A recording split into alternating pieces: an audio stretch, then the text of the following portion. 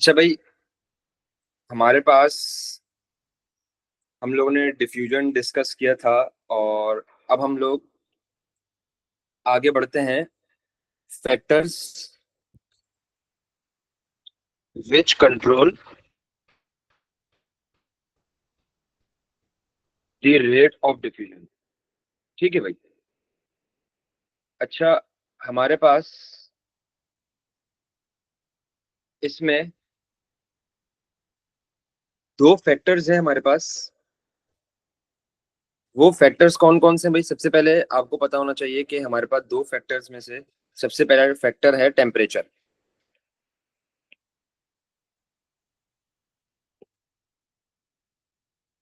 अच्छा भाई, हम लोग एक चीज पढ़ते हैं, आए हुए हैं पहले से, कि जब भी हम लोग टेम्परेचर बढ़ाते हैं मतलब हम लोग हीट दे रहे हैं।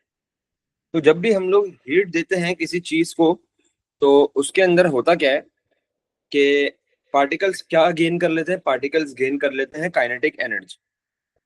ठीक है भाई। पार्टिकल्स जब काइनेटिक एनर्जी गेन करते हैं ना, तो उसकी वजह से होता क्या, पार्टिकल की मूवमेंट बढ़ जाती है। तो जब पार्टिकल की मूवमेंट बढ़ती है, तो हमारे पास क्या बढ़ जाता है भाई? रेट ऑफ डिफ्यूजन बढ़ जाता है। तो याद रखो, अगर हम लोग टेम्परेचर बढ़ाएंगे, increasing the temperature increases the kinetic energy. ठीक है भाई। Increases the kinetic energy in particles. और पार्टिकल्स जब काइनेटिक एनर्जी गेन कर लेते हैं तो उनकी मूवमेंट भी बढ़ जाती है। और जब मूवमेंट बढ़ेगी तो होगा क्या? Which increases the rate of diffusion. तो अब देखो कि अगर मैं बात करूं, हमारे पास बच्चों टेम्परेचर का और रेट ऑफ डिफ्यूजन का यहाँ पर रिलेशन क्या बना है भाई? यहाँ पर जो रिलेशन बना है वो डायरेक्ट बना है। हमारे पास टेम्परेचर का जो रेट ऑफ डिफ्यूजन से रिलेशन है वो क्या है भाई? डायरेक्ट है। Temperature is directly proportional to rate of diffusion. इसका मतलब क्या है कि अगर मैं टेम्परेचर बढ़ाऊंगा तो मेरी डिफ्यूजन भी बढ़ेगी। ठीक है भाई। और अगर मैं टेम्परेचर कम करूंगा तो मेरी डिफ्यूजन भी कम हो जाएगी। डायरेक्ट का मतलब ये होता है कि अगर मैं एक चीज बढ़ाऊंगा तो दूसरी चीज भी बढ़ जाएगी। ये तो हमारा पहला फैक्टर था। दूसरे फैक्टर पे चलते हैं बच्चों। दूसरा फैक्टर हमारा है मास। ठीक है भाई। अब इसकी एग्जांपल ऐसे है कि हमारे पास दो बच्चे हैं, उनकी हम लोग को रेस लगवानी है भाई। अब उसमें से एक बच्चा जो है वो 100 kg का है, एक बच्चा जो है वो 50 kg का है। तो हमारे पास क्या सीन है कि 100 kg वाले का बहुत ज्यादा है, ठीक है भाई, और 50 kg वाले का मास कम है। अब मैंने इनको बोला कि भाई दोनों रेस लगाओ। तो होगा क्या कि हमारे पास जो कम मास वाला होगा वो क्या करेगा? वो जल्दी फिनिश लाइन तक पहुंच जाएगा। लेकिन जो ज्यादा मास वाला होगा ऑब्वियसली वो स्लो होगा, जो कम मास वाला होगा वो तेज होगा। तो याद रखो, हमारे पास अगर हम लोग मास बढ़ाते हैं तो हमारे पास क्या हो गया भाई? काइनेटिक एनर्जी कम हो गई है। ऑब्वियसली जब हमारे पास काइनेटिक एनर्जी कम हुई है तो हमारे पास रेट ऑफ डिफ्यूजन भी क्या हो जाएगा भाई? कम हो जाएगा। तो इसमें हम लोग लिख लेते हैं कि increasing the mass, increasing the mass decrease the kinetic energy. वो क्या करती है भाई? काइनेटिक मास अगर मैं बढ़ाऊंगा तो मेरी काइनेटिक एनर्जी क्या हो जाएगी भाई? कम हो जाएगी। और जब काइनेटिक एनर्जी कम हुई इसका मतलब मेरे पार्टिकल की जो मूवमेंट है वो कम हो गई। Decreases the kinetic energy in particles which decreases the rate of diffusion। तो अगर मैं बात करता हूँ कि मेरे पास यहाँ पर जो काइनेटिक, सॉरी, यहाँ पर जो मेरे पास मास और रेट ऑफ डिफ्यूजन का जो मेरे पास रिलेशन बना है बच्चों, यहाँ पर बना है इनवर्स। ठीक है भाई। इनवर्स से मुराद ये है कि अगर मैं मास बढ़ाता हूं तो मेरा रेट ऑफ डिफ्यूजन ऑटोमेटिकली कम हो जाएगा। ठीक है भाई, यहाँ पर अगर मैं मास बढ़ाता हूं तो मेरे पास रेट ऑफ डिफ्यूजन ऑटोमेटिकली कम हो जाएगा। और अगर मैं मास कम करूंगा, अगर मैंने मास कम किया तो मेरे पास रेट ऑफ डिफ्यूजन बढ़ जाएगा, और अगर मैं मास बढ़ाऊंगा तो मेरे पास रेट ऑफ डिफ्यूजन कम हो जाएगा। तो ये मतलब इनवर्स का मतलब यही होता है ना कि मतलब एक चीज अगर बढ़ाओगे तो दूसरी चीज ऑटोमेटिकली कम हो जाएगी। और उसके बाद तुम लोगों को बच्चों एक चीज याद रखनी है कि हमारे पास जो रेट ऑफ डिफ्यूजन होता है, एक नोट बड़ा मेन है, ये आपको हर हाल में याद रखना है कि रेट ऑफ डिफ्यूजन हमारे पास जो लिक्विड्स में है क्या होता है कि कम होता है एज कंपेयर टू गैस। हम लोग ने एक चीज डिस्कस की थी कि हमारे पास जो डिफ्यूजन होती है वो सिर्फ और सिर्फ दो स्टेट्स ऑफ मैटर में होती है, सॉलिड्स में नहीं होती, लिक्विड में होती है और गैसेस में होती है। क्यों? क्योंकि गैसेस और लिक्विड के जो पार्टिकल्स है वो मूव कर रहे होते हैं, सॉलिड के पार्टिकल तो फिक्स होते हैं भाई, टाइटली पैक्ड होते हैं। तो अब सर हमें कैसे पता चलेगा कि कौन से स्टेट की ज्यादा तेज है? तो मैं एक बात बता देता हूं कि हमारे पास जो लिक्विड्स होते हैं उनके अंदर जो रेट ऑफ डिफ्यूजन है वो स्लोअर होता है as compare to gases. Gas के अंदर तेज होता है। ठीक है भाई, लिक्विड और गैसेस को अगर हम कंपेयर करें तो लिक्विड के अंदर रेट ऑफ डिफ्यूजन स्लो होगा, गैसेस के अंदर ज्यादा होगा। तो हम लोग ये लिख लेते हैं भाई कि in gases rate of diffusion is faster, but in liquid rate of diffusion is slower. ठीक है, ये हमारे पास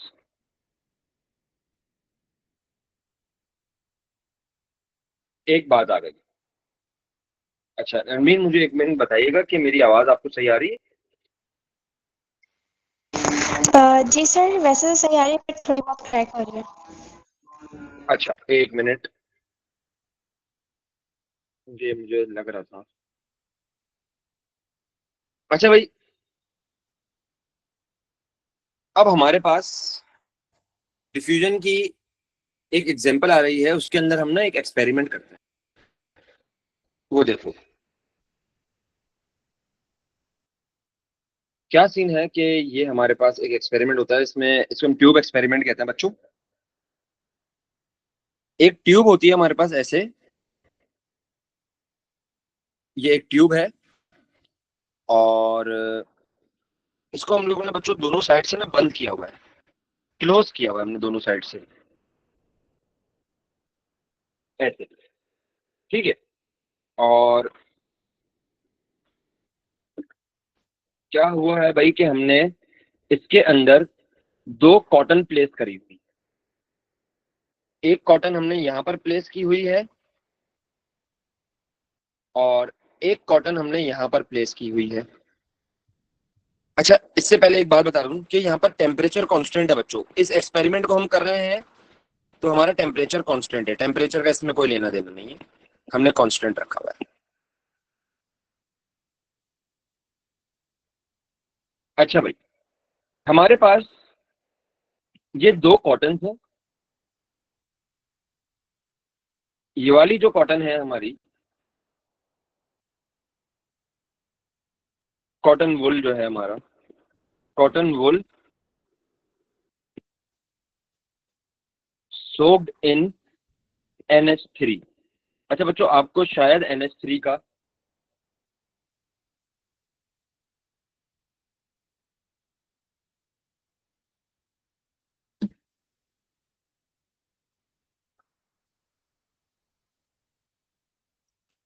ये जो हमारी कॉटन वुल है बच्चों, it is soaked in NH3।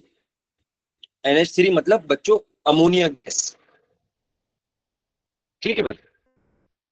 अच्छा, यहाँ पर हमारे पास जो है कॉटन वुल ये वाली, इसको मैंने किस में सोक किया हुआ है? Cotton wool soaked in HCl gas. अच्छा, ये दोनों गैसेस हैं। अब होता क्या है, ये हमारी ग्लास ट्यूब है, ये तो आपको पता ही है, हमारी ग्लास ट्यूब है। अब यहाँ पर तुम्हें एक छोटी सी मुझे एक चीज सिखानी है, एक रिएक्शन में बताता हूँ बच्चों। होता क्या पता है, ये दोनों ना चीजें ट्रेवल करती हैं। अमोनिया ट्रेवल करती है, HCl ट्रेवल करती है। ये दोनों जब मिलते हैं ना, तो ये बनाते हैं अमोनियम क्लोराइड। जब हमारे पास अमोनिया और HCl मिलते हैं ना,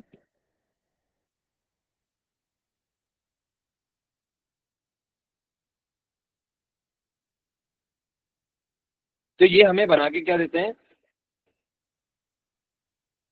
अमोनियम क्लोराइड, NH4Cl। अच्छा बच्चों, ये फिलहाल इक्वेशन तुम लोग को याद नहीं रखनी, ठीक है भाई। ये बस मैं एक्सपेरिमेंट के उसमें बता रहा था। अब अमोनियम क्लोराइड पता है क्या होता है, अमोनियम क्लोराइड होता है एक व्हाइट सॉलिड। व्हाइट सॉलिड होता है बच्चों ये। अब इस एक्सपेरिमेंट में व्हाइट सॉलिड कहां पर बनेगा, ये हमें देखना है, ठीक है भाई। अच्छा, अब यहाँ पर एक और चीज मुझे सिखानी है। आई होप थोड़ा सा तुम लोगों को अगर केमिस्ट्री का अंदाजा हो, तो बच्चों हमारे पास ना एक चीज होती है मॉलिक्यूलर मास।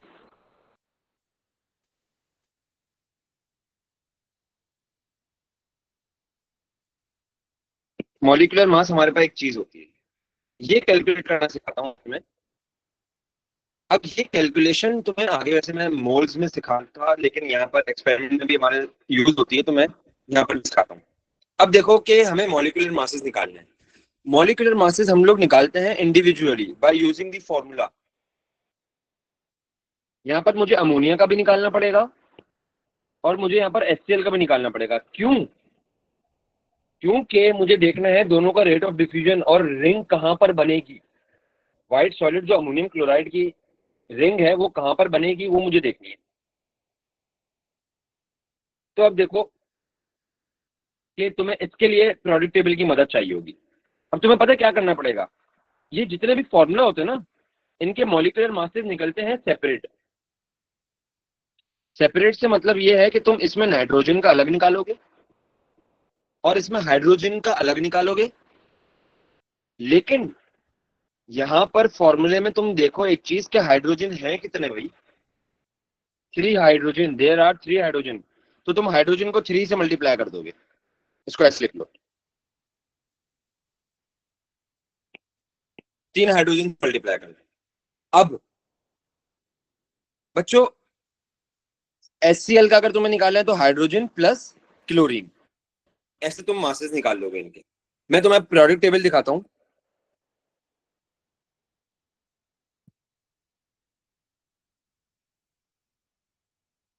ये रहा भाई, ये हमारा प्रोडक्ट टेबल आ गया है, ठीक है बच्चों। अब इसके अंदर दो चीजें होती हैं बच्चों, प्रोडक्ट टेबल के अंदर। एक हमारे पास होता है प्रोटॉन नंबर, जिसको हम बच्चों एटॉमिक नंबर भी कहते हैं। और एक हमारे पास होता है मास नंबर, जिसको हम न्यूक्लियन नंबर भी कहते हैं, या एटॉमिक मास भी कहते हैं, या इसको हम एटॉमिक मास भी कहते हैं, ठीक है भाई। अब ये वाली जो हम लोग कैलकुलेशन कर रहे थे, इसके अंदर आप लोग क्या यूज करोगे, इसके अंदर आप लोग यूज करोगे ये चीज, एटॉमिक मास। ये अब ये चीज होती क्या है, जैसे कि हम लोग के रेफरेंस में क्या था, अभी फिलहाल नाइट्रोजन था, नाइट्रोजन को हम लोग देख लेते हैं। देखो तुम्हें दो नंबर दिख रहे हैं, ये ऑफिशियल तुम्हारा प्रोडक्ट टेबल है, ठीक है भाई, जो तुम्हें मिलेगा वहां पर एग्जाम्स में। दो नंबर हैं तुम्हारे पास, एक 7, एक 14। बच्चों जो 7 है ना, ये तुम्हारा एटॉमिक नंबर है। छोटा नंबर हमेशा एटॉमिक नंबर होगा, एटॉमिक नंबर से मतलब प्रोटॉन नंबर। तो अगर मैं बोलूं कि भाई मेरे पास नाइट्रोजन के अंदर प्रोटॉन कितने हैं, तो आप बोलोगे 7, और नाइट्रोजन का मास कितना है तो आप लोग बोलोगे कि सर इसका है 14 मास, जिसको मैं न्यूक्लियन नंबर भी कहता हूं। अब मुझे वहां पर निकालना है मॉलिक्यूलर मास, ठीक है भाई, तो वो है आपका 14, और उसके बाद मुझे किसका निकालना था, हाइड्रोजन का। तो हाइड्रोजन का मैं आपको मास दिखा देता हूँ। और तो हाइड्रोजन का हमारे पास ये रहा, देखो हाइड्रोजन का हमारे पास प्रोटॉन भी एक ही है, और मतलब इसका मास भी 1 है, ठीक है भाई। तो ये बात याद रखो कि नाइट्रोजन का हमारे पास 14 था, बड़ा नंबर हमेशा मास नंबर होगा। हाइड्रोजन में ऐसा केस है कि दोनों बराबर है, बाकी तो किसी में भी, ठीक है। बड़ा नंबर हमारे पास मास नंबर होगा, और छोटा नंबर हमारे पास एटॉमिक नंबर होगा। तो हम लोग ने देखा कि हमारे पास नाइट्रोजन का जो मास था वो था 14, और यहाँ पर हमारे पास हाइड्रोजन का जो मास था वो था 1, लेकिन हमारे पास हाइड्रोजन है कितने, 3, 3 हाइड्रोजन है, आप देख सकते हो फॉर्मूले के अंदर। तो ये क्या बन गया, 14 प्लस 3, तो ये आपका हो गया 17, ठीक है भाई। ये कितना हो गया, 17। अब अगर मैं बात करूं कि मेरे पास HCl है, एस हाइड्रोजन का मास 1 होता है बच्चों, और क्लोरीन का मैं आपको दिखा देता हूँ पीरियोडिक टेबल के अंदर। ये देखो क्लोरीन का हमारे पास कितना है भाई, 35.5। तो हमारे पास 1 प्लस 35.5 हो जाएगा ये,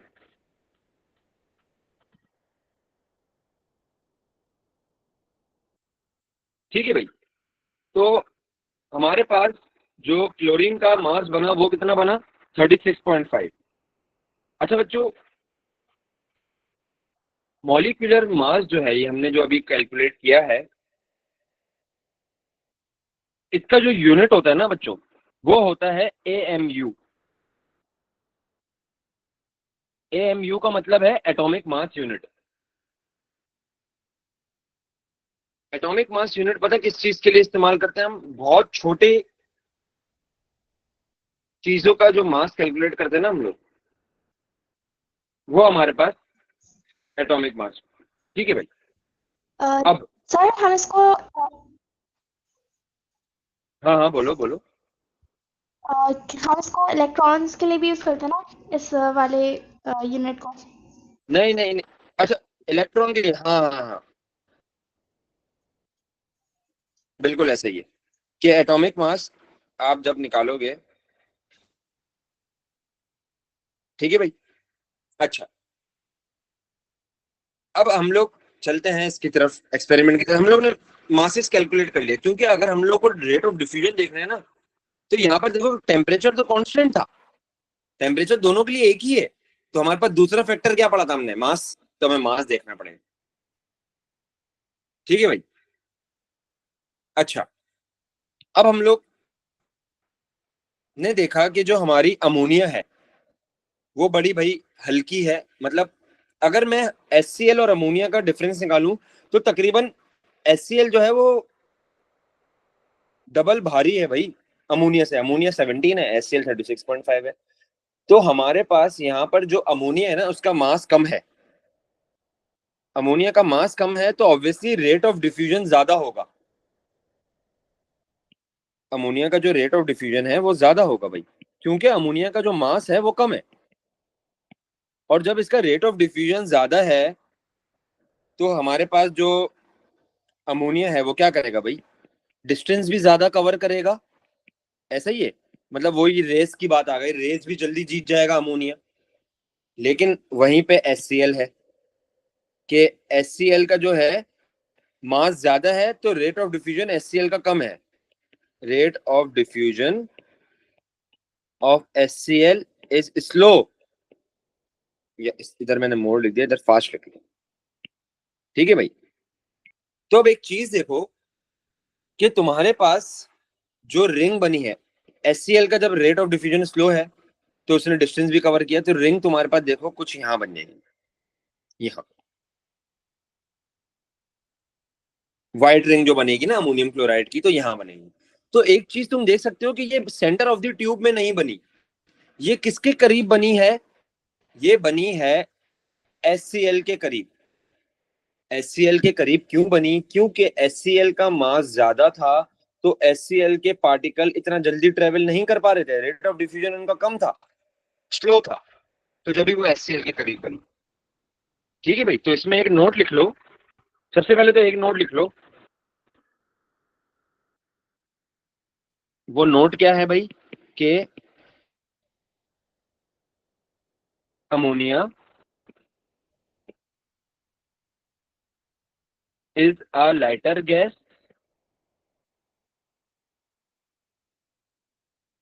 and HCl is heavier. ठीक है भाई, that's why ring is formed near HCl। ये तो एक बात हो गई। इसके बाद दूसरा नोट ऐड कर लो इसमें।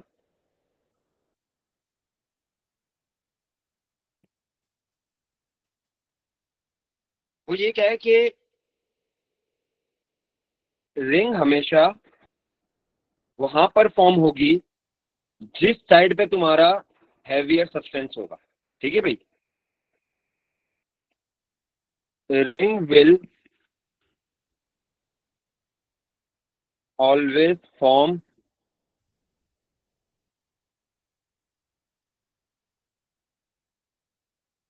Near heavier substance.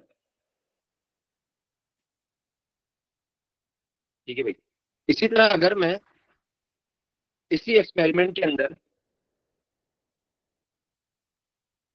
इन दोनों की जगह फ्लिप कर देता, अभी तो अमोनिया हमारे इधर है, मैं इसको इधर कर देता, तो मेरे पास रिंग कहाँ फॉर्म होनी चाहिए थी?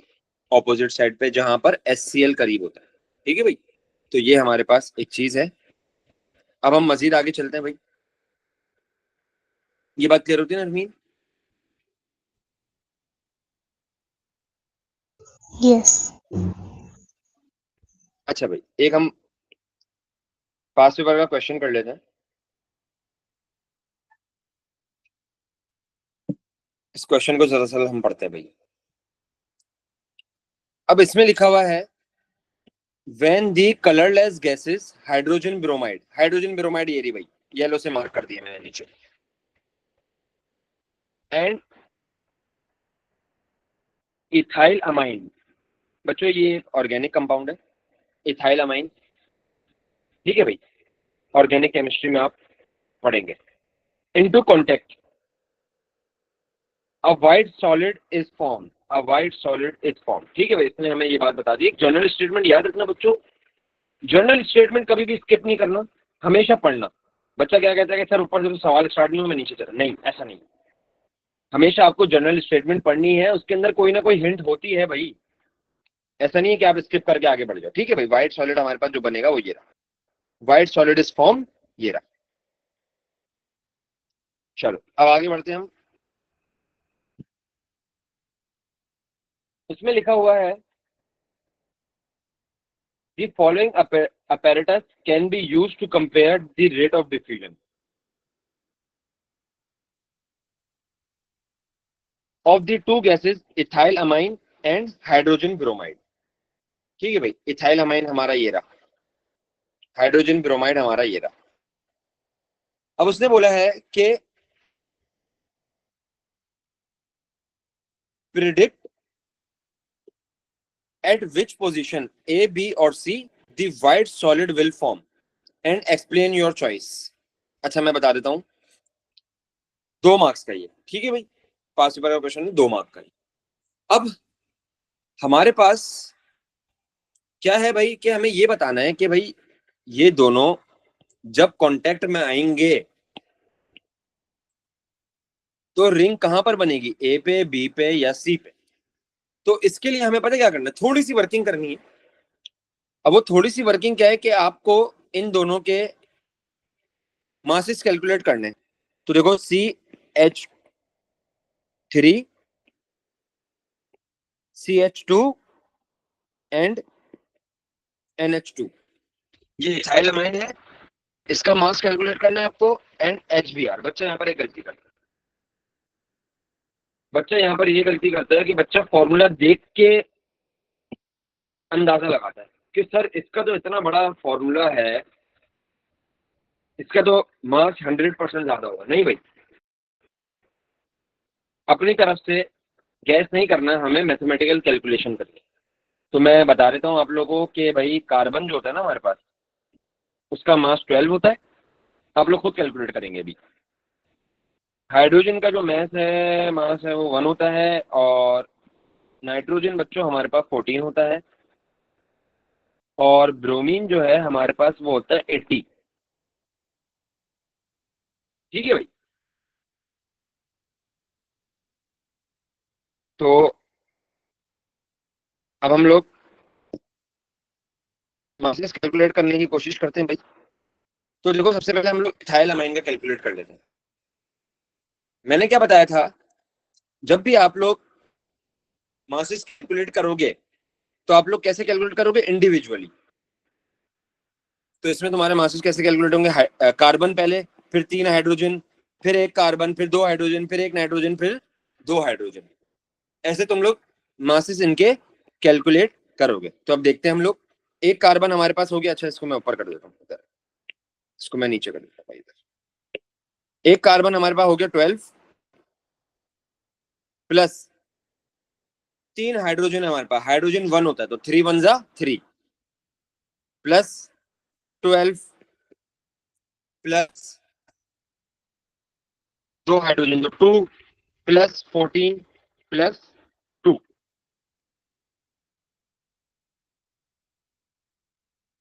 ठीक है भाई। तो हमारे पास कितने होगा ये, बताना भाई, ये कितना हो गया हमारा। 12 प्लस, अच्छा एक मिनट में कैलकुलेट कर लेता हूँ।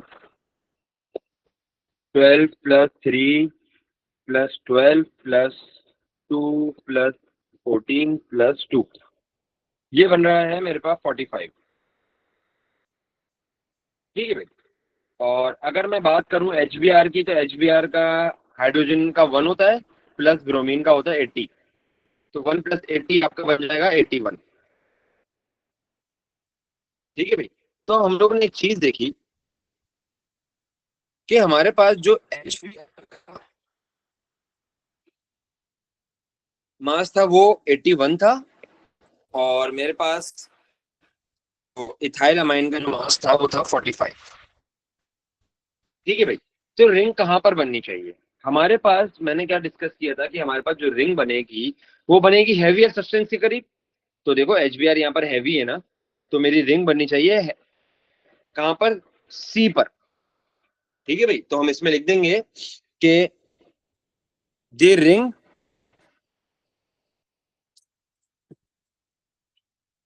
will form at the ring will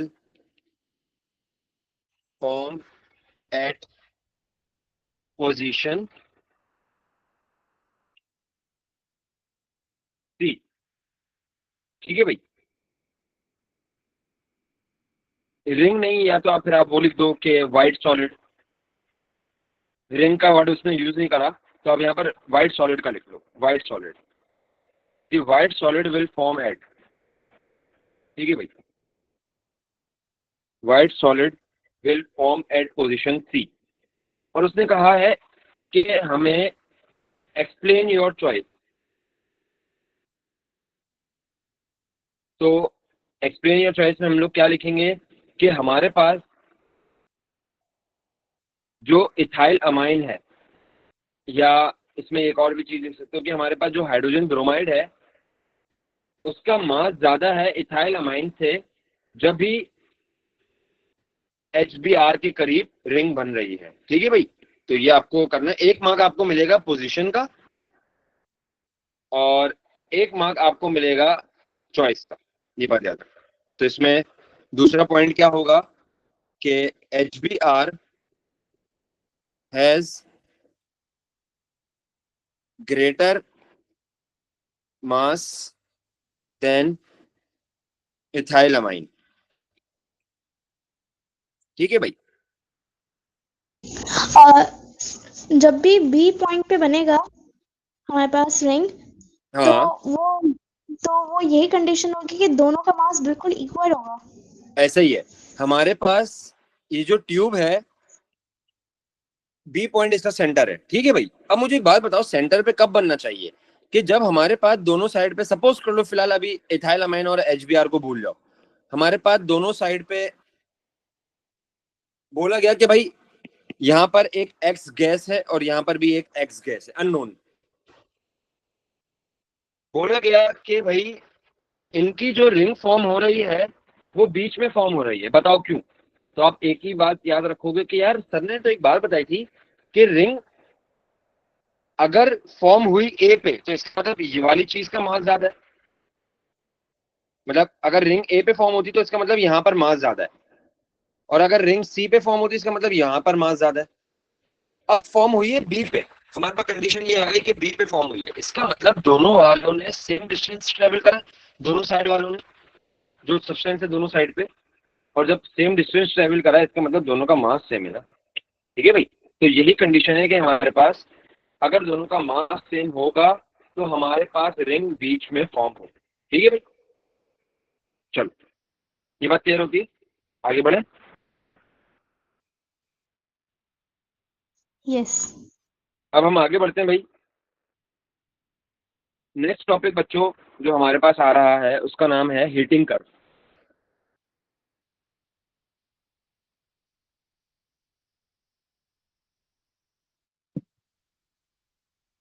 अब हमारे पास सबसे पहले मैं आप लोगों को हीटिंग कर्व दिखा देता हूँ।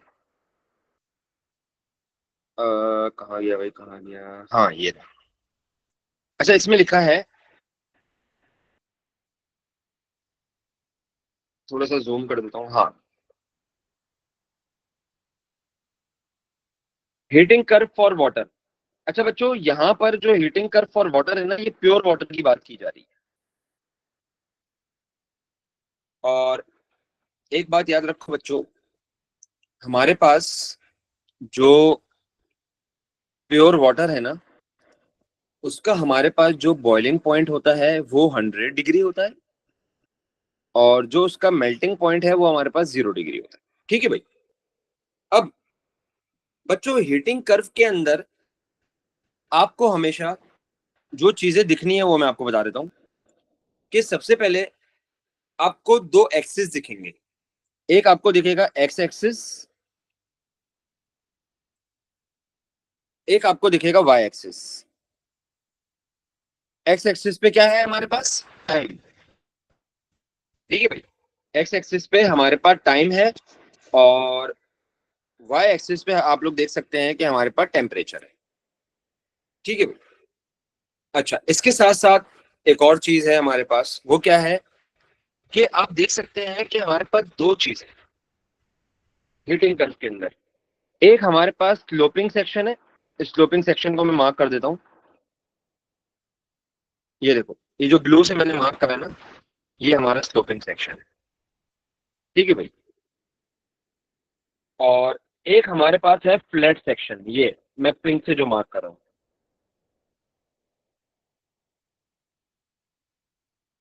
बच्चों, अब आप एक चीज देखो कि हमारे पास जो फ्लैट सेक्शन है ना उस पे टेम्परेचर कांस्टेंट है। फिजिक्स के अंदर ग्राफ पढ़े होंगे ना कि वो कांस्टेंट वाले चीज में एक्सेलरेशन 0 हो जाती है, वही वाला सीन है यहाँ पर। उसको थोड़ा सा रिलेट कर लो कि हमारे पास यहाँ पर कांस्टेंट टेम्परेचर है, और देखो कि तुम्हारे पास ये चीज बढ़ रही है, मतलब जो ये वाली चीज है ना, स्लोपिंग सेक्शन, इस पे टेम्परेचर बढ़ रहा है, जो फ्लैट सेक्शन है उस पर टेम्परेचर कांस्टेंट है। अब इन दोनों चीजों का मतलब क्या है, फ्लैट सेक्शन का और स्लोपिंग सेक्शन का? सबसे पहले मैं तुम्हें बताता हूँ कि स्लोपिंग सेक्शन में होता क्या है। स्लोपिंग सेक्शन जो है ना तुम्हारा, it tell us about, it tell us about the increase in temperature, about the increase in temperature.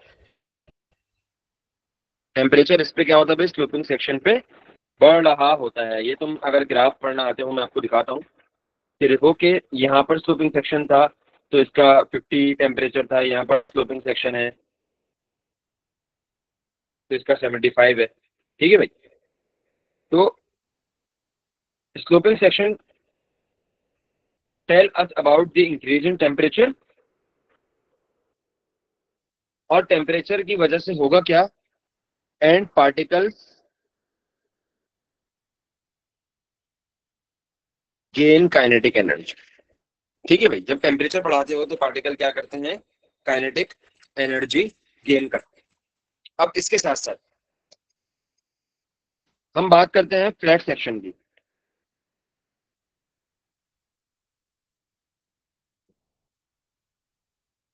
कि भाई फ्लैट सेक्शन क्या है। बच्चों सेक्शन में तुम्हें ये पता है कि टेम्परेचर रिमेन्स कांस्टेंट। ठीक है, temperature remains constant during state change.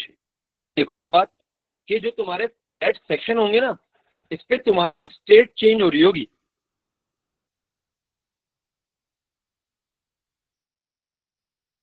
हमारे पास जो फ्लैट सेक्शन होगा, इस पे तुम्हारी स्टेट चेंज हो रही होगी। ठीक है भाई। अब स्टेट चेंज क्यों हो रही होगी, ये गौर से सुनना। क्योंकि बच्चों स्टेट चेंज के वक्त, जैसे कि अगर सपोज करो तुम जा रहे हो सॉलिड से लिक्विड में, ठीक है, तो अगर मुझे सॉलिड से लिक्विड में जाना है बच्चों, तो होगा क्या, सॉलिड के पार्टिकल्स के बीच में जो फोर्स ऑफ अट्रैक्शन है वो मुझे तोड़नी पड़ेगी। उस फोर्स ऑफ अट्रैक्शन को पता है क्या कहते हैं, जो सॉलिड के पार्टिकल्स हैं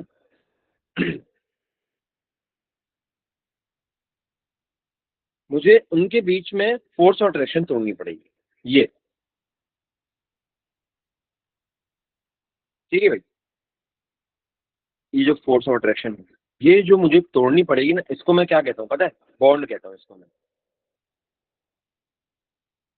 तो इसका मतलब मुझे इनके बीच का बॉन्ड तोड़ना पड़ेगा। ठीक है भाई। तो एक बात याद रखो कि बच्चों जब भी तुम बॉन्ड तोड़ोगे, जो तुम्हारी एनर्जी होगी ना वो यूज होगी उसके अंदर। बॉन्ड तोड़ने के लिए ना हमेशा एनर्जी चाहिए। तो वो जो तुम एनर्जी प्रोवाइड करो ना कि सर फ्लैट सेक्शन क्यों आ रहा है बीच में, टेम्परेचर तो हमेशा बढ़ते रहना चाहिए, नहीं भाई ऐसा नहीं है। क्योंकि जो तुम्हारी एनर्जी है ना वो बॉन्ड तोड़ने में इस्तेमाल हो रही है, जब भी तुम्हारे पास फ्लैट सेक्शन आ रहा है। ठीक है भाई। अच्छा, ये एक बात हो गई हमारी। तो इसमें लिख देना कि temperature remain constant during the state change because energy is used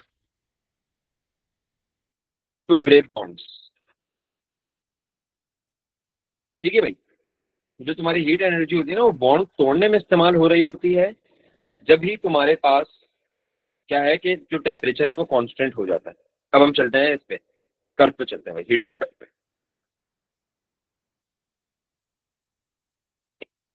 ये देखो भाई, अब हमें इसको पढ़ना आना चाहिए। अब मैंने तुम लोगों को बताया हुआ है कि हमारा जो वाटर होता है उसका मेल्टिंग पॉइंट क्या होता है, 0 डिग्री होता है।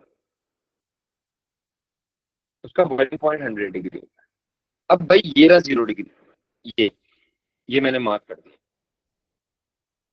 अब यहाँ पर नीचे क्या है, 0 डिग्री से नीचे हमारे पास क्या है भाई, स्लोपिंग सेक्शन है। स्लोपिंग सेक्शन पे टेम्परेचर बढ़ रहा होता है, मतलब हम लोग अभी -25 से 0 डिग्री में पहुंचे नहीं जा रहे। तो यहाँ पर हमारे पास जो सेक्शन बने हुए हैं इनको मैं नाम देता हूँ, ये ए सेक्शन है, ये बी सेक्शन है, ये सी,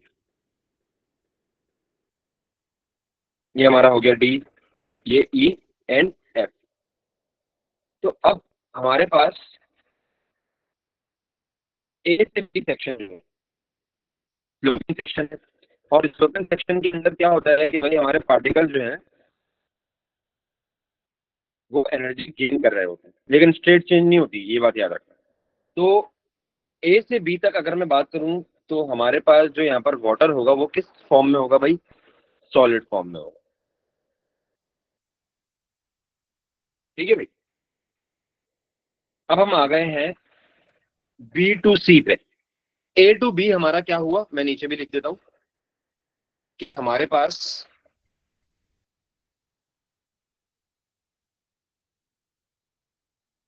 ए टू बी क्या हो रहा है, बी टू सी क्या हो रहा है, सी टू डी क्या हो रहा है, डी टू ई क्या हो रहा है, and E to F.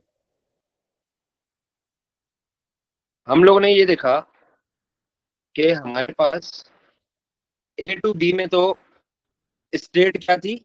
Solid. ठीक है भाई, सॉलिड स्टेट थी हमारे पास ए टू बी में। लेकिन अगर मैं बात करूं बी टू सी में तो हमारे पास क्या आ गई है भाई? सेक्शन हो गया है। और फ्लैट सेक्शन के अंदर क्या होता है भाई? हमारे पास स्टेट चेंज हो रही है।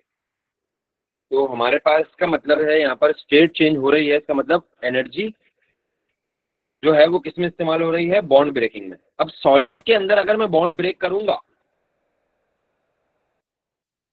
भाई आप लोगों को पता है वो किस में कन्वर्ट होगा? लिक्विड में कन्वर्ट होगा।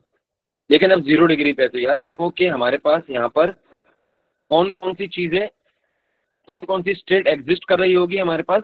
बी टू सी में दोनों, solid plus liquid, solid and liquid दोनों एग्जिस्ट कर रही होंगी हमारे पास। ठीक है, क्योंकि स्टेट चेंज हो रही है, अभी हुई नहीं है। ठीक है, नेक्स्ट। तो हमारे पास बी टू सी में सॉलिड हो गई, सॉलिड एंड लिक्विड सॉरी दोनों हो गई। अब हम चलते हैं फ्लैट सेक्शन, ओ सॉरी स्लोपिंग सेक्शन पे। हमारे पास क्या हो रहा है भाई? टेम्परेचर बढ़ रहा है। तो अब हमारे पास क्या हो रहा है? Water is warming up. का मतलब यहाँ पर हमारे पास सिर्फ और सिर्फ कौन सी स्टेट होगी? Liquid state. C to D की बात कर रहा हूँ मैं, ये कर रहा हूँ मैं। ठीक है भाई, सी टू डी की जो हमारे पास स्टेट होगी वो कौन सी होगी? Liquid state. अब हम मजीद चलते हैं आगे, डी टू ई की मैं बात करता हूँ। तो डी टू ई पे मेरे पास क्या है भाई? फ्लैट सेक्शन है। और ठीक है,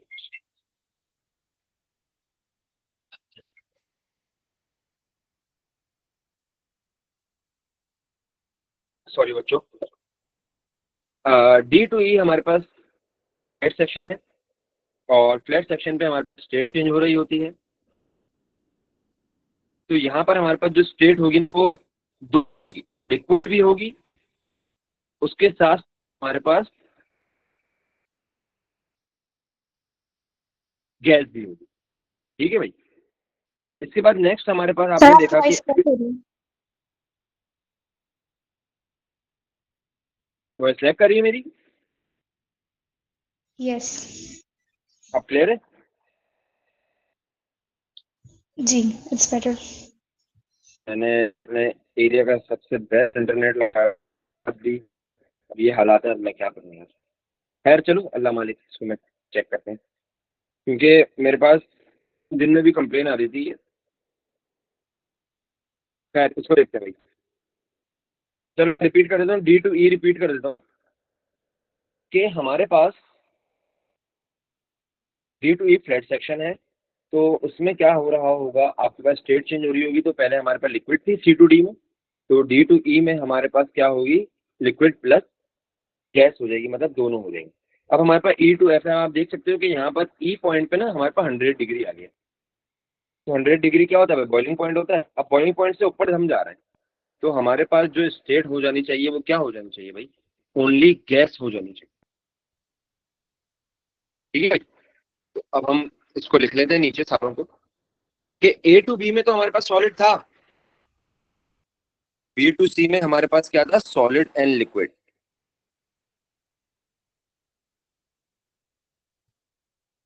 ठीक है भाई। और उसके बाद हमारे पास सी टू डी में क्या था? Only liquid. उसके बाद डी टू ई में हमारे पास क्या था, लिक्विड एंड गैस। उसके बाद हमारे पास क्या था, ओनली गैस। ठीक है भाई, तो ये हो जाए तो फिर मुझे बताओ, हम आगे बढ़ते हैं। ये बात क्लियर होती है, रीडिंग तक क्लियर होता है भाई?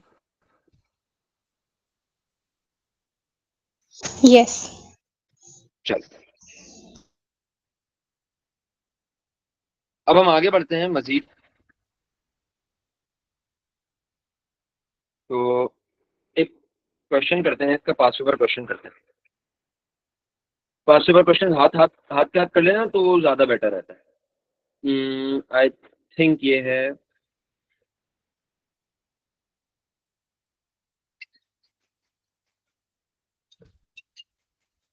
एक मिनट दो यार मुझे।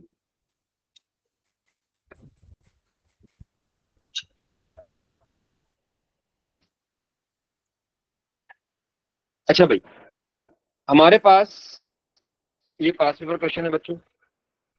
इसमें लिखा हुआ है कि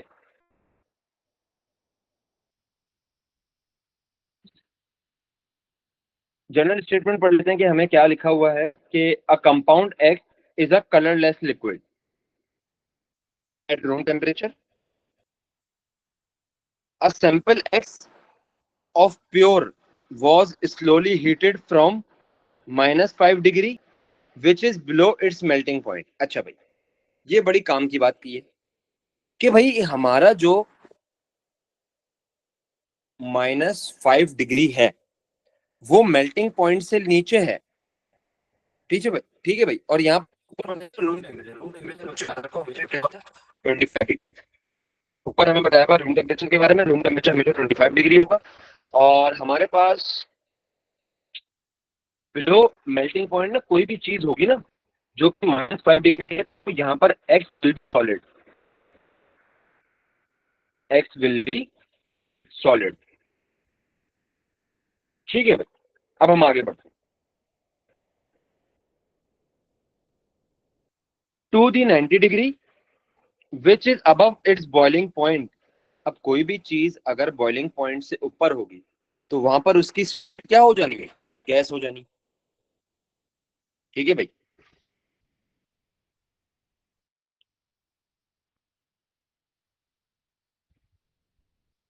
अच्छा, अब हम आते हैं ग्राफ पे। इस temperature is measured every minute and the results are represented on the graph. अब हम ग्राफ पे आ गए भाई, ये रहा भाई हमारा ग्राफ। अब हम बात करते हैं ग्राफ को इंटरप्रेट करने के लिए कि हमारे पास ए टू बी क्या होगा। देखो यहाँ पर उसने बताया हुआ था कि -5 डिग्री जो है वो बिलो मेल्टिंग पॉइंट है। ठीक है भाई, इसका मतलब सॉलिड जो, प्रोबेबिलिटी। हाँ बिल्कुल ऐसा ही है कि हमारे पास जो ए टू बी होगा वो सॉलिड होगा। ठीक है भाई, क्योंकि स्लोपिंग सेक्शन है यस। तो यहाँ पर स्टेट चेंज नहीं हो रही होगी। अब हम आ गए हैं बी टू सी। तो हमारे पास ये क्या है भाई, एक फ्लैट सेक्शन है। फ्लैट सेक्शन पे हमारे पास क्या हो रही होती है, स्टेट चेंज हो रही होती सॉलिड है। एंड तो बी लिक्विड। टू, हाँ, तो हमारे पास यहाँ पर सॉलिड भी होगा और इसी वक्त में लिक्विड भी होगा। बच्चों ये जो मैंने बीच में साइन बनाया है ना, ये मैंने बनाया इक्विलिब्रियम का। इसका मतलब सॉलिड लिक्विड में भी कन्वर्ट हो रहा है और लिक्विड सॉलिड में भी कन्वर्ट हो रहा है at one time, at same time interval. ठीक है भाई। अच्छा, इसके बाद ऊपर सी टू डी में हमारे पास देखो क्या हो जाएगा, लिक्विड हो जाएगा। और फिर D to E flat section है, तो इसमें क्या होगा, liquid plus liquid and gas. और उसके बाद हमारे पास ई टू एफ में गैस हो जाएगा। ठीक है, अब हम चलते हैं सवाल की तरफ। सवाल में बोला गया है complete the equation for the equilibrium. देखा, इक्विलिब्रियम की बात आ गई। इक्विलिब्रियम का मतलब क्या है पता है, फिजिक्स में तुम लोगों ने पढ़ा होगा कि जब दोनों साइड की फोर्सेस बराबर हो जाती हैं, sum of clockwise is equal to sum of anti clockwise, जो फोर्स होता है फिजिक्स में। लेकिन अगर मैं बात करूं केमिस्ट्री के हवाले से, तो हमारे पास केमिस्ट्री के हवाले से जो इक्विलिब्रियम होता है ना, उसमें क्या है कि rate of forward reaction and rate of backward reaction जब बराबर हो जाता है। इक्विलिब्रियम तुम्हारे पास एक चैप्टर है, उसके अंदर तुम पढ़ोगे represent in the region BC, ठीक है भाई, equilibrium present in the region BC. अब देखो हमें बताना है कि बीसी पे हो क्या रहा है भाई, तो हम लोगों ने ऊपर तो पहले ही लिखी है ना कि बीसी पे तुम्हारे पास सॉलिड, देखो एक्स था, उसने एस बनाया हुआ, एस रिप्रेजेंट्स दी सॉलिड, तो हम लोग कैसे लिख देंगे इसको, एक्स लिक्विड, ठीक है भाई, ये एल है बच्चों, ये एल है, इसमें थोड़ा बेहतर कर देते, ठीक है, ये हमारा हो गया लिक्विड, ठीक है, एक मार्क का था। What is the significance of temperature T, ये रहा भाई टी, आपका टी डिग्री ये रहा। सिग्निफिकेंस का मतलब क्या है कि भाई हमारे पास टी पर, टी टेम्परेचर जो है, टी डिग्री पे हो क्या रहा है। तो अब आप यहाँ पर देखो ना कि जब सॉलिड बच्चों लिक्विड में भी कन्वर्ट हो रहा है, यहाँ पर सॉलिड जो है लिक्विड में भी कन्वर्ट हो रहा है, तो सॉलिड जब लिक्विड में कन्वर्ट होता है तो इसका मतलब वहां पर क्या हो रही है, मेल्टिंग, और तुम्हारा जो लिक्विड है वो सॉलिड में भी कन्वर्ट हो रहा है, इसका मतलब फ्रीजिंग। तो अगर तुम लोग, एक मार्क का है बच्चों ये, एक मार्क का है, ठीक है, तो तुम अगर मेल्टिंग लिखोगे तो भी सही है, फ्रीजिंग लिखोगे तो भी सही है, दोनों नहीं लिखना, एक मार्क का है ना, तो कोई भी एक आंसर लिख के आना, या तो मेल्टिंग या तो फ्रीजिंग, ठीक है। नेक्स्ट, आगे हमसे पूछ रहा है बच्चों, what is the physical state of compound X in region E F, कि भाई हमारे पास ई एफ में हो क्या रहा है, तो ई एफ हम देख लेते हैं कौन सा रीजन का, ये रहा भाई सबसे ऊपर ई एफ, ई एफ में हमारे पास जो कंपाउंड की फिजिकल स्टेट है वो क्या है भाई, गैस, यहाँ पर हमने लिख दिया गैस। अब बड़ा मेन क्वेश्चन है भाई, इससे पहले मैं तुम्हें एक चीज बता देता हूँ, क्वेश्चन पहले पढ़ लेता हूँ, फिर उसके पहले थोड़ी सी एक एक्सप्लेनेशन देनी है मुझे। What would be the difference in region BC if an impure sample of X had been used? अच्छा, थोड़ी सी मैं एक्सप्लेनेशन देता हूँ, फिर हम लोग इस क्वेश्चन पे पढ़ेंगे। भाई याद रखो कि हमारा जो प्योर वाटर है उसका हमारे पास जो बॉइलिंग पॉइंट होता है बच्चों वो 100 डिग्री होता है, और हमारे पास जो इसका मेल्ट होगा ना वो 0 डिग्री होगा। लेकिन अगर मेरे पास इम्प्योर वाटर होता, मतलब वाटर के अंदर मैं कोई इम्प्योरिटी ऐड कर देता, तो वहां पर मेरा पता है बॉइलिंग पॉइंट क्या हो जाता, 102 103, मतलब मेरा बॉइलिंग पॉइंट बढ़ जाता, और मेरा पता है मेल्टिंग पॉइंट क्या हो जाता, मेरा मेरा मेल्टिंग पॉइंट कम हो जाता, -2 -3। तो इसका मतलब एक बात याद रखो, ये सिर्फ वाटर के लिए एग्जाम्पल नहीं है, रखो कि जब भी तुम किसी चीज के अंदर इम्प्योरिटी ऐड करते हो, बड़ा मेन नोट है कि अगर तुम किसी भी चीज के अंदर इम्प्योरिटी ऐड करते हो ना, तो तुम्हारा जो बॉइलिंग पॉइंट है वो बढ़ जाएगा, और तुम्हारा जो मेल्टिंग पॉइंट है वो कम हो जाएगा। तो इसमें एक नोट लिख लो, बहुत ही मेन नोट है ये, कि impurity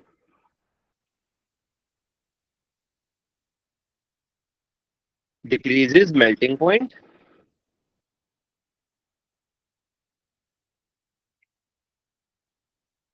and increases boiling point,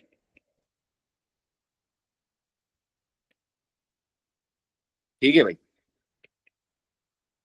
and increases boiling point. तो अब इसका सवाल क्या है,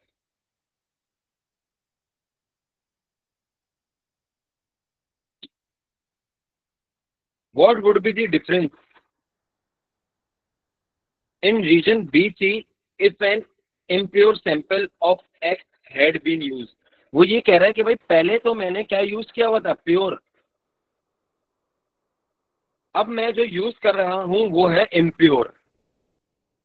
तो इम्प्योरिटी की वजह से बीसी रीजन जो है उस पर क्या फर्क पड़ेगा, तो भाई ये देखो, ये हमारा बीसी रीजन है, ठीक है भाई।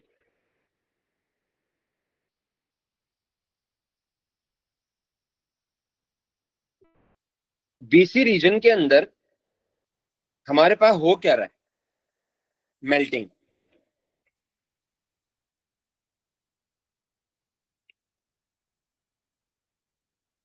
और वो ये कह रहा है कि अगर मैंने इम्प्योर एक्स यूज करा है तो क्या होगा भाई, मेरा मेल्टिंग पॉइंट कम हो जाएगा। वो ये कह रहा है what would be the difference in region BC.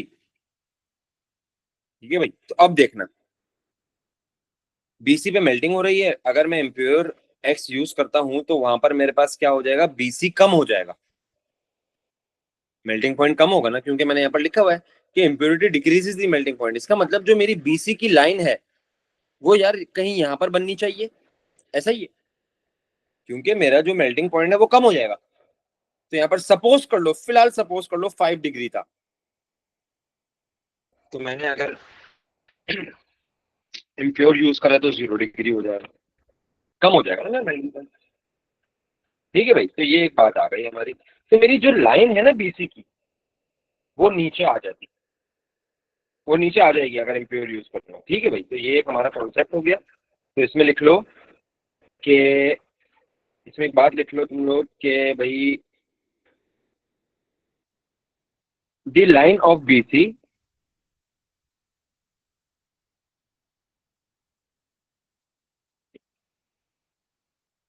Will be lower. ठीक है, तो ये हमारा सवाल था कि हमारी जो बीसी की लाइन होगी वो क्या हो जाएगी बच्चों, नीचे आ जाएगी, लोअर हो जाएगी, क्योंकि हमारे पास बीसी जो था वो हमारा क्या था, मेल्टिंग पॉइंट था, और मेल्टिंग पॉइंट इम्प्योरिटी की वजह से हमारा कम हो जाता है। ठीक है भाई, तो ये हमारे पास है बच्चों, क्या कहते हैं,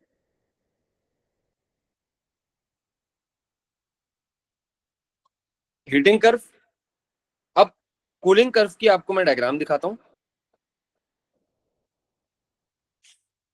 कूलिंग कर्व की मेरे पास डायग्राम होनी चाहिए।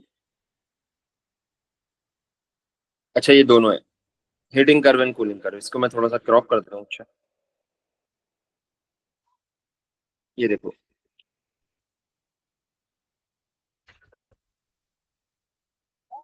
ये हमारे पास आ गया है कूलिंग कर्व, कुछ भी डिफरेंस नहीं है, बस उसमें हम लोग क्या कर रहे थे, हीट दे रहे थे। ऑब्वियसली हीटिंग कर्व का नाम ही पता है आप लोगों को कि भाई हम हीट दे रहे थे। ये हमारा कूलिंग कर्व है, तो ये कूलिंग कर्व आपको कॉपी कर लेना है, और इसके रीजंस में आपको बता देना है कि भाई ए टू बी में, B to C, C to D, D to E and E to F में क्या हो रहा है। ये सारी स्टेट्स इसमें लिखी हुई हैं, तो ये आपको कॉपी कर लेना। ये कूलिंग कर्व है, और ये कूलिंग कर्व भी किसका है, ऑफ प्योर सब्सटेंस, किसी भी प्योर सब्सटेंस का। वहां तुम वाटर की एग्जांपल ले लेते, यहाँ पर भी तुम लोग वाटर की एग्जांपल ले सकते हो। तो ये बात क्लियर होती है फिर, ये आपका होमवर्क है, और इंशाल्लाह फिर हम लोग हमारी नेक्स्ट क्लास में हम लोग इसके पास अप्रोच कर लेंगे। ठीक है भाई, आप लोग जा सकते हैं भाई, अल्लाह हाफिज। Yes.